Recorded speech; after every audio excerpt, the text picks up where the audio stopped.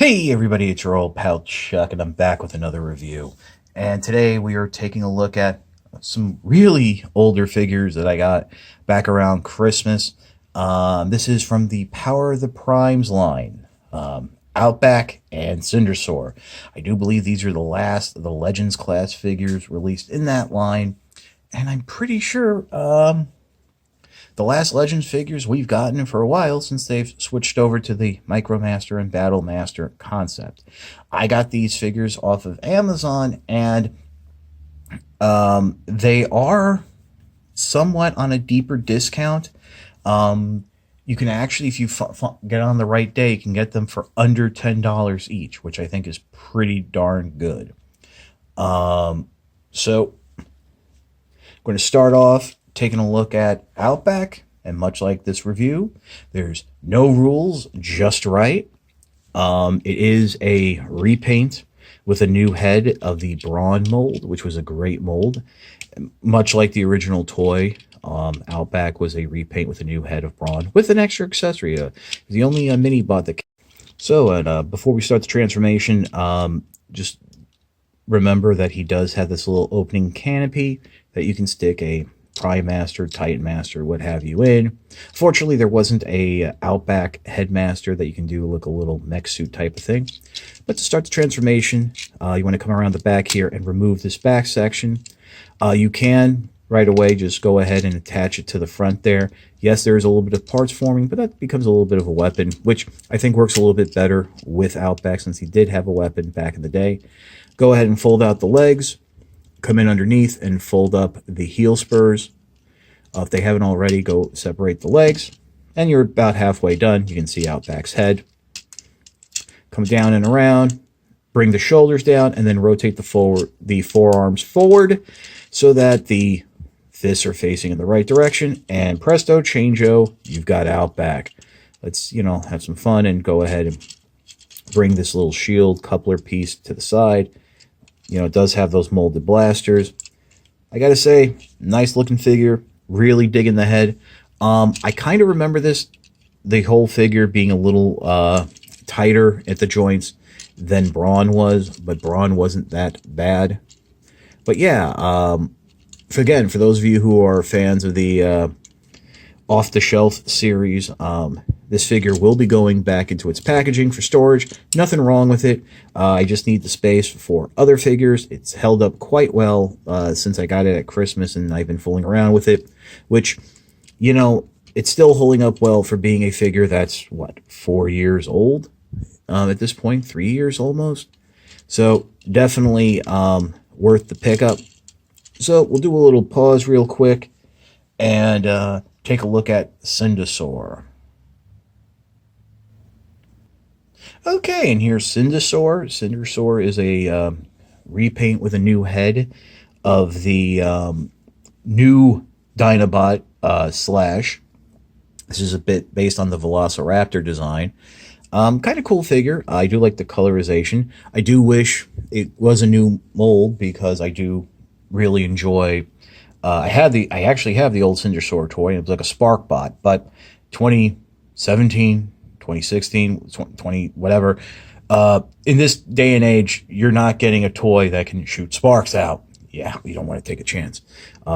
Jaw can open, has all the features that you knew and loved from Slash, and of course, you do have this opening canopy here that can fit a Titan Master, Prime Master. You got to bend their legs odd, but you can do that. Start the transformation, open that back panel up, go ahead, bring that head section back.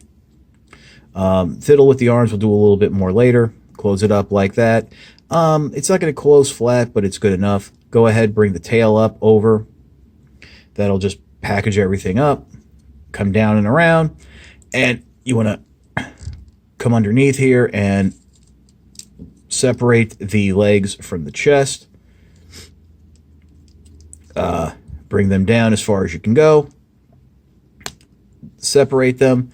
Rotate them at the thigh, come inside, or you can do this before you rotate them. Flip out the feet, just like so, and then go ahead and fold back the raptor toe ever so slightly to free up the hands. And there you have Cindersaur in its robot mode. Nice little look at the head there. Rotate. Yes, it does rotate. You got a little action going on. Very nice recreation of that original G1 figure.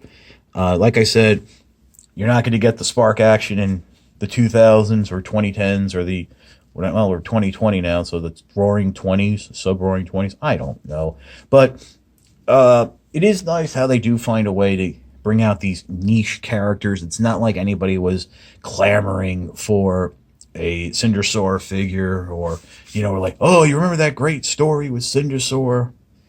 It is what it is.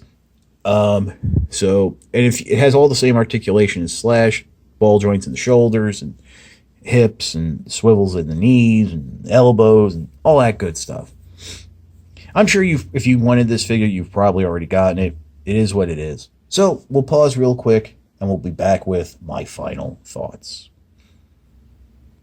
Okay, so while overall I was not a big fan of the Power of the Primes line, a lot of that, you know, was just, it just felt stale and rehashed and, you know, stuff like that. The Legend figures always were able to deliver, and I think these were two great additions. Outback, you know, were that much closer to having a complete set of the G1 mini-bots, but who knows? They might redo them now in this new War for Cybertron style, so you might have to start all over again.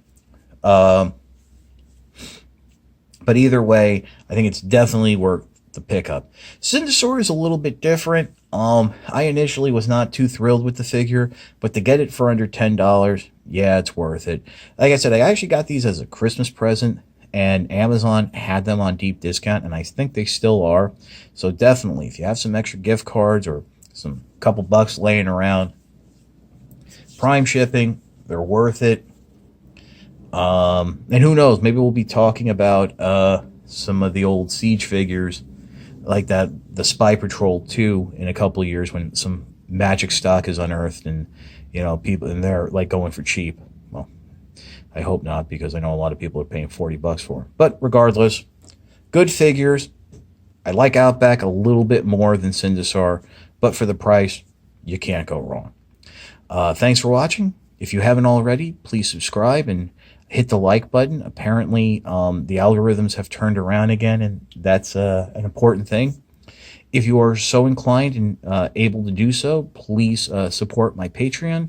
All I ask is $1 a month. No tiers, no bonuses. You would just help me keep doing the reviews I do and maybe bring you some new and interesting stuff.